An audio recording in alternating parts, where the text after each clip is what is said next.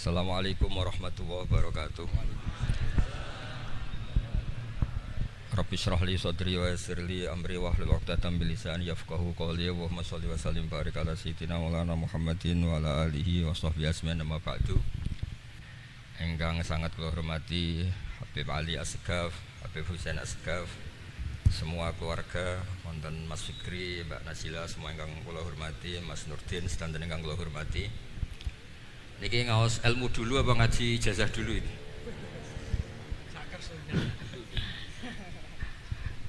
Ini kok malah aneh. Buat urusan ribet. Buatan Cek 1 2.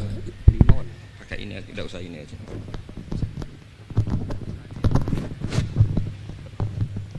Gampang mana? Jelas. Nah.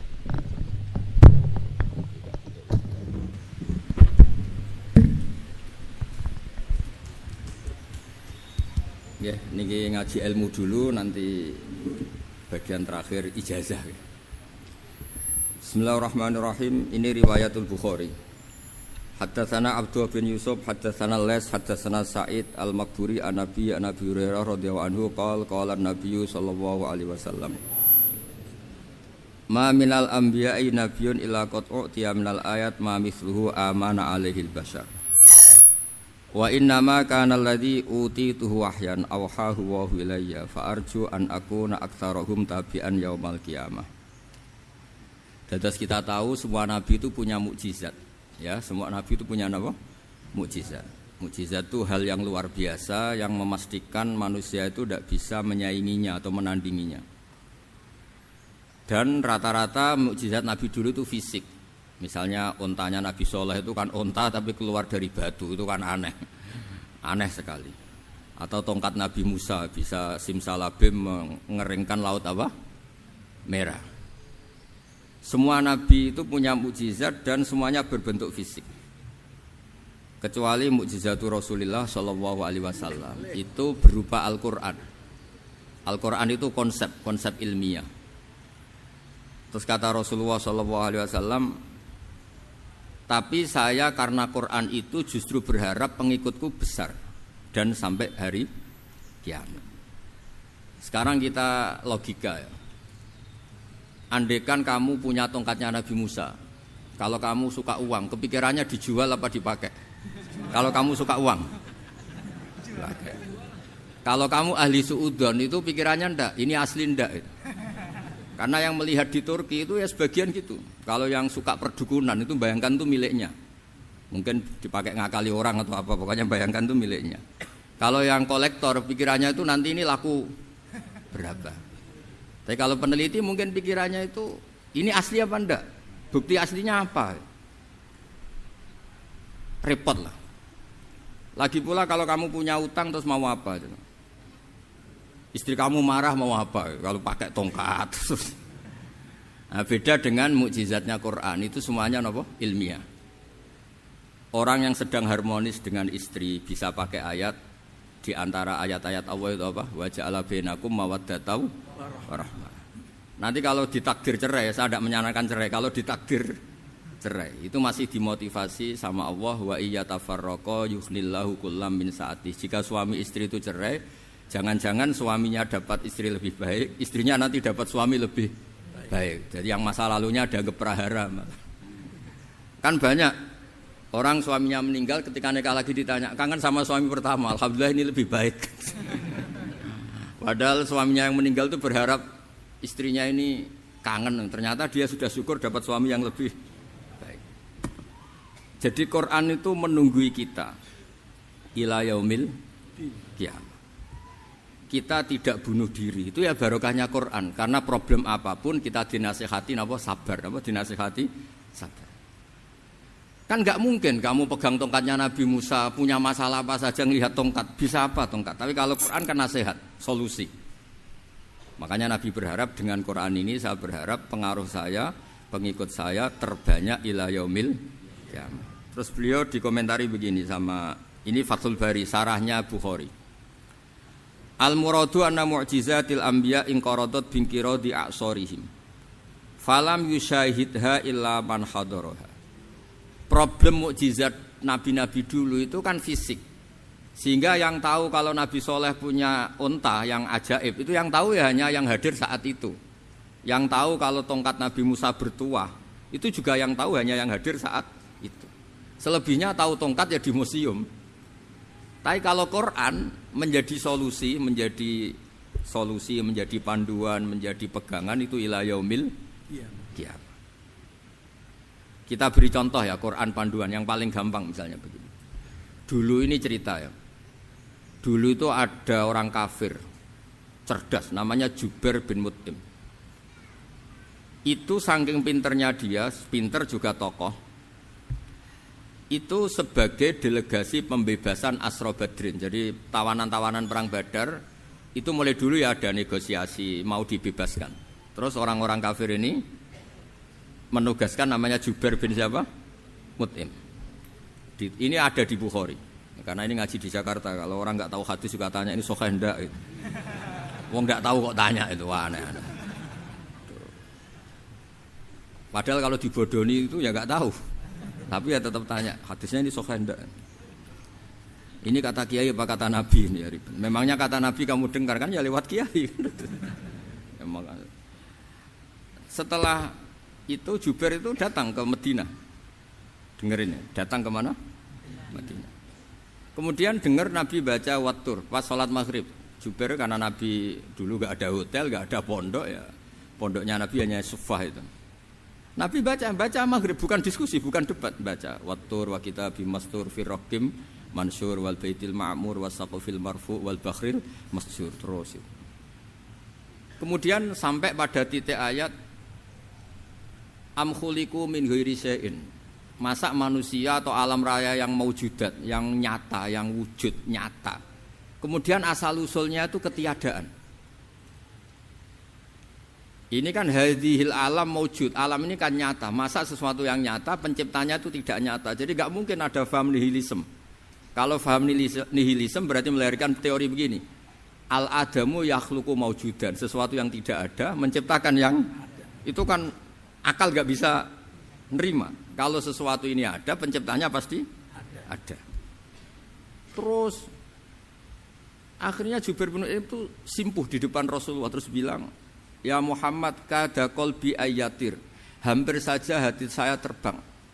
Kalau riwayatnya Imam Ahmad, faka'anna masudi aqalbi, hati saya dihancur. Semua teori yang saya bawa untuk ngelawan kamu sekarang luluh semua, hancur semua. Yang benar adalah teori Anda bahwa Tuhan itu satu dan Tuhan itu ada sebelum semua makhluk.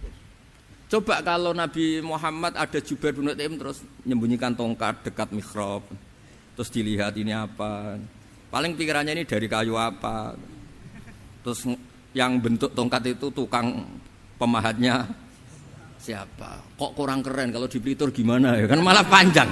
Kira-kira kalau mukjizat itu dari tongkat itu malah panjang lah pokoknya panjang. Lagi pula kamu coba kan nggak ngarah mandi, itu yang mandi kan nabinya bukan tongkatnya. Coba tongkatnya Nabi Musa coba anak-anak beki itu dipakai mukul kucing aja tidak mesti mati itu. Jadi nggak jelas mukjizat-mukjizat seperti itu nggak. Tapi kalau Quran menunggui sampai saking hebatnya Quran, teori rasionalitas, soal kampanye di mana-mana, tingkat validitas, tingkat kebenaran Quran itu bahkan bisa diuji tanpa membuktikan. Tanpa apa? Membuktikan. Cukup pakai akal. Saya tidak bosan-bosan cerita ini karena ini khazanah kita. Di kitab Nailul Ma'mul itu, di kitab Usul Fiqih, saya berkali-kali cerita ini karena ini untuk menunjukkan bahwa Quran itu liqaumi ya'qilun, liqaumi yatafakkarun. Ada seorang kiai, seorang ustadz, kiai dulu itu ya memang orang soleh, alim terus jadi kiai. Kalau kiai sekarang tuh macam-macam, nganggur terus ingin jadi kiai, terus daftar gitu. Ada lowongan di yayasan, masuk ingin jadi ustadz karena dengar ada gajinya. Dulu tidak ada seperti itu, tidak ada. Makanya dulu itu kalau ustadz kiai pasti soleh karena dia alim terus ingin orang lain tuh mendapat ilmunya. Kalau sekarang nggak ada yayasan sehat, guru gajinya sekian, yang nggak ingin jadi ustadz tuh daftar karena ada gaji. Apalagi ada kabar, ada gaji, ada mes, ada wah yang daftar banyak. Tapi mentalnya ada kiai sebetulnya. Ya kalau sampean tanya itu baik enggak Gus? Ya setengah baik. Ya maksudnya setengah baik ya ada baiknya lah, namanya profesi ngajar itu kan baik. Tapi setengah saja karena motifnya itu nyari gaji, bukan ingin mencerdaskan umatnya Rasulullah SAW. Itu Imam Amudi itu guru matematika. Saya enggak bosan-bosan cerita ini, guru matematika. Muridnya sampai takut, ini masuk surga ndak? Kiai kok enggak ngajarin istighosa atau tahlil, malah ngajarin apa? Matematika. Beliau meninggal terus muridnya tanya, "Ma fa'alallahu bik?" Kira-kira gitu. Apa yang dilakukan Allah? Allah nyambut Anda gimana? Terus kata Imam Amudi, "Bagus, saya disuruh ngajar malaikat." Karena malaikat kan enggak pernah kayak anak begi gini ngaji gini. Malaikat itu enggak pernah ngaji, dia iman saja karena tahu surga, tahu neraka terus iman gitu aja. Jadi imannya malaikat itu enggak keren kita. Imannya loh ya. Loh itu yang ngendikan Nabi loh, tidak saya. Nabi pernah tanya sama sahabat, iman yang paling keren siapa? Jawabannya sahabat malaikat. Ya enggak, karuan malaikat iman. Dia yang tahu surga neraka, tahu segalanya, masa ada enggak iman? Ya pasti iman lah katanya. Terus ya para sahabat engkau iman ya wajar kan, menangi saya, nemuin saya. Yang hebat itu orang-orang yang tidak melihat saya, tidak saya didik tapi tetap iman. Karena dididik akal, ya tadi dididik Quran, apa dididik Quran. Sama siapa? Teks bahasa Arabnya masa enggak? Terus Imam Amudi kata Allah, suruh dia ngajarin para malaikat cara menemukan saya. Malaikat dikumpulin terus Imam Amudi disuruh ngajar. Sama singkat kata-katanya Allah di mimpi itu. Istadilla ala wahdaniyati bihadrati malaikati. Tolong ajarkan cara menemukan saya padahal Anda ini manusia yang tidak melihat saya. Anda di Jakarta kan hanya gedung-gedung. Paling jadi khayal terus nikmat lah, Anda ikut punya tapi ikut nikmati. Itu orang desa-desa kalau ke Jakarta itu pokrol. Wah, di Jakarta itu gedungnya tinggi-tinggi, tidak kayak kampung sini. Lo udah ikut punya, ikut bangga. Di Jakarta orangnya cantik-cantik, tidak kayak orang sini. Padahal dia ya dapat orang cantik gitu. Jadi Allah itu saking pinternya, miskin-miskin ya bisa berkhayal dan bahagia. Nah, itu alhamdulillah betul. Akhirnya itu apa ini anak-anak begini saya tak niati ngajar standar anak-anak akademik. Terus pertama yang diajarkan hanya bilang gini, sama siapa teknya? Ya malaikat wahi para malaikat. Terus beliau bilang, nisbatus naini wassalasah ila malanihayatalahu nisbatul far'i ilal asli. Angka itu jumlahnya berapapun 2, 3 sampai triliunan. Semuanya itu nisbatul far'i ilal asli. Bin nisbat ilal wahid nisbatul far'i ilal asli. Angka 2 ya cabangnya 1, 3 ya cabangnya 1, 1 triliun ya cabangnya 1. Tetap yang asal usul adalah angka 1. Itu nangis semua malaikat. Cara Jawa itu mandekman kowe iman kaya imanku. Makanya imannya umatur Rasulullah SAW itu PD-nya, yakinnya kayak imannya malaikat. Kalau Tuhan itu 1. Karena angka enggak bisa dimulai kecuali dengan angka 1. Makanya nisbatus naini wassalasah ila ma nihayatalahu iku nisbatul far'i ilal asli. Semuanya itu nisbatnya cabang ke induk. Berarti semua alam raya ini tetap asal usulnya 1, yaitu qul huwallahu ahad. Nah, itu namanya akal. Umatnya Rasulullah itu ditinggali mukjizat akal lewat panduan Quran, sehingga meskipun kita tidak menangi Rasulullah, tidak menangi sahabat, kita tidak tahu malaikat Jibril, tapi cara iman kita ini tidak kalah keren. Yakin hakul yakin. Terus kedua, gambar. Kamu gambar rumah, gambar hewan, gambar apa saja, mesti dimulai 1 titik. Entah gambar kamu bagus, entah jelek, tetap dimulai 1 titik. Nah, titik ini namanya nuqtatul wujud. Semua alam raya dimulai dari 1 titik, yaitu nuqtatul wujud. Makanya Quran dimulai bismillah, dan bismillah itu dipilih sama Allah pakai pertama ba itu ada titik. Itu kata semua ulama. Itu titik itu singkatan dari bi kana makana wa bi yakunu mayakun. Karena saya semuanya ada. Bi itu karena saya. Jadi makanya santri-santri beki tidak usah bayangkan kamu jadi wali terus bisa terbang ke Mekah, tidak usah. Kalau terbang ke Mekah ya sudah umroh aja bayar. Kalau enggak ya maklaran KBIH atau apa. Pokoknya cari gratis itu. Ya gratis kan, dapat orang 10 gratis 1. Terus orang enggak umroh-umroh dirayu-rayu supaya umroh. Repot. Itu pelanggaran fikih itu. Kalau orang punya utang itu wajibnya nyaur utang dulu gitu. Wah, repot. Saya itu juga sering bingung di kampung-kampung. Gus sama umroh. Kenapa? Dapat gratisan. Minta uang saja buat nyaur utang. Enggak boleh, Gus. Wah, secara fikih yang wajib itu nyaur utang bukan umroh. Enggak boleh Gus diminta uang, enggak boleh, harus umroh. Udah gitu saya ini bingung Gus mau umroh. Enggak nikmati. Kenapa? Disuruh ngajar, Gus. Repot semua kalau ibadah mergawe ya gini bingung semua. Ya saya mohon anak-anak BK semuanya yang seneng Quran itu harus seneng sampai kayak saya sehingga tahu istidlal mencari Tuhan dengan cara tauhid yang berbasis akal. Itu sedzahir imannya malaikat. Jika di kelasmen iman itu manusia ulul ilmi, kita-kita yang nekuni ilmu itu nomor 1 prakteknya. Karena nomor 1 itu Allah karuan kan syahidah wa, Allah kan enggak tertandingi syahidah wa annahu la ilaha illallah. Terus wal malaikatu, malaikat kan karuan karena langsung menyaksikan surga. Dan ketiga apa? Wa ulul ilm. Berarti prakteknya kan nomor 1. Kalau kompetitornya semuanya manusia, ulul ilmi nomor berapa? 1 kan?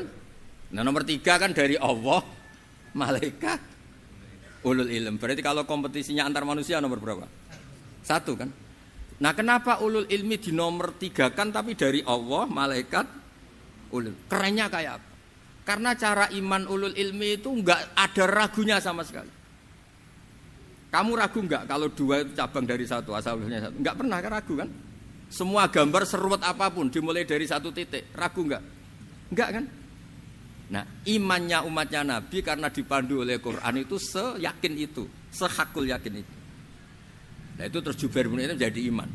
Am khuliqu min ghairi syai'in am humul khaliq. Terus kata Allah lagi, kalau kamu tidak percaya saya yang bikin langit bumi ya gampang dong. Kamu saja yang ngomong kalau kamu yang bikin. Paling orang sepakat kamu stres. Terus hanya ayat gitu, am khalaqus samawati wal ard. Kalau kamu tidak yakin Allah yang bikin ya silakan Anda klaim saja kalau kamu yang bikin langit bumi. Bala yuqinun. Kamu juga enggak mau kan dibilang stres. Nah ini terus saya teruskan ya. Makanya mukjizat terbesarnya Nabi adalah Al-Quran. Karena Al-Quran itu cerita tentang hukum-hukum akal, cerita tentang logika-logika peradaban. Misalnya logika peradaban, contoh paling gampang. Di Quran itu ada sekian ayat yang Allah cerita peradaban. Misalnya wa ahsinu innallaha yuhibbul muhsinin. Itu dikutip terus kemudian disimpulkan dalam peradaban. Kata Sayyidina Ali karramallahu wajhah ngendikannya gampang. Ahsin man syi'ta takun amirah. Kamu berbuat baik saja sama seseorang, maka otomatis kamu akan jadi pemimpinnya. Ada orang enggak tamat SD, enggak tamat papa, gobloknya minta ampun. Tapi karena gaji seorang pakar. Oh, kamu tak gaji 1 bulan 1 miliar. Perusahaan saya jadikan besar. Itu dikongkan ngalor ngidul ya nurut. Hanya karena dia ihsan. Terus wastaghni amman syi'ta takun nadhira. Saya ulang lagi. Wastaghni amman syi'ta takun nadhira. Dan kamu jangan butuh orang lain, siapapun dia, maka kamu akan setara. Misalnya ada menteri orang antri mau salim, tapi kamu tidak butuh kan tenang saja. Tapi kalau kamu butuh, habis kamu. Ya kan? Kamu tidak butuh seseorang, maka kamu posisinya akan setara. Kamu harus sopan karena punya utang jasa. Kalau nggak punya apa-apa kan setara. Ya enggak? Misalnya kamu jajar rektor atau jajar menteri, jajar apa saja. Kalau kamu tidak punya utang kan, kamu jajar menteri tidak punya utang. Sama jajar satpam tapi punya utang, takut mana?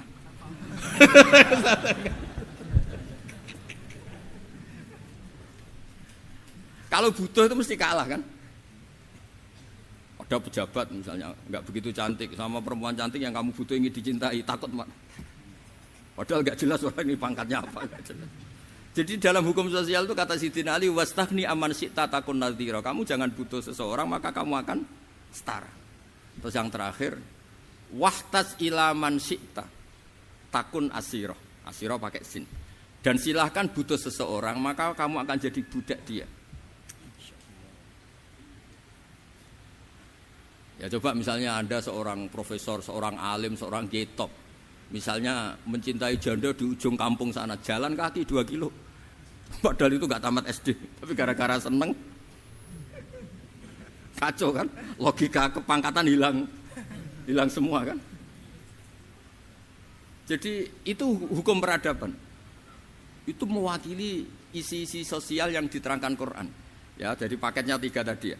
Ahsin man syi'ta takun amira. Kamu berbuat baik sama seseorang maka kamu bisa memimpin. Wastahni amman syi'ta takun nadhira. Kamu jangan butuh seseorang maka kamu akan setara. Mbok kamu ketemu orang terkaya di dunia.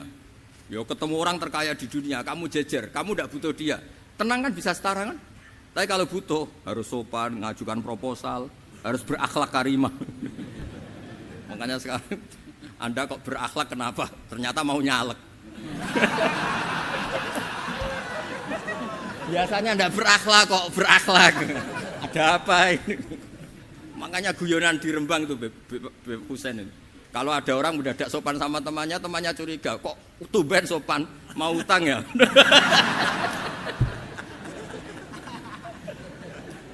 Zaman akhir itu kacau.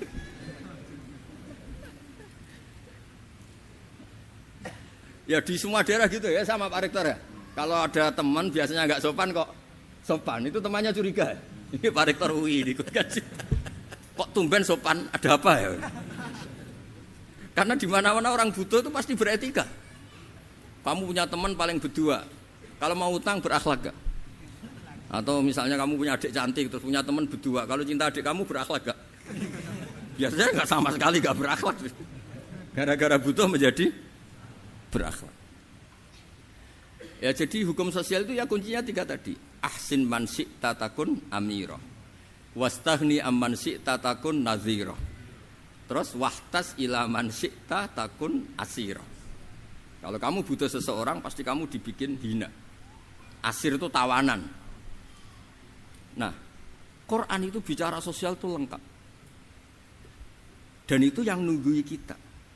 Kita punya tetangga yang kurang baik, ya seneng. Punya tetangga baik, ya seneng. Kata Imam Syafi'i, saya berkali-kali cerita.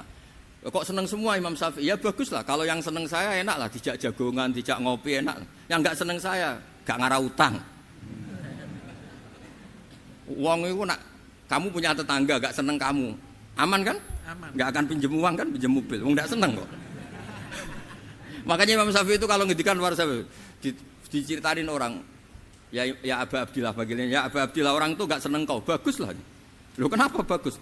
Waman asa'a ilaika faqad atlaqaka. Orang yang enggak seneng kamu maka membebaskan kamu. Enggak akan pinjam uang, pinjam mobil, enggak akan ganggu waktu kamu kan enggak seneng. Justru yang seneng-senengi masalah pinjam terus. Imam Syafi'i itu orang yang anggap dunia itu selesai. Ada yang cerita, ya Aba Abdillah, orang yang tadi cium tangan engkau, yang hormat engkau di luar maki-maki engkau, ngerasain engkau, ngata-ngatain engkau. Ya bagus lah. Kok bagus gimana? Berarti saya wibawa depan saya tidak berani.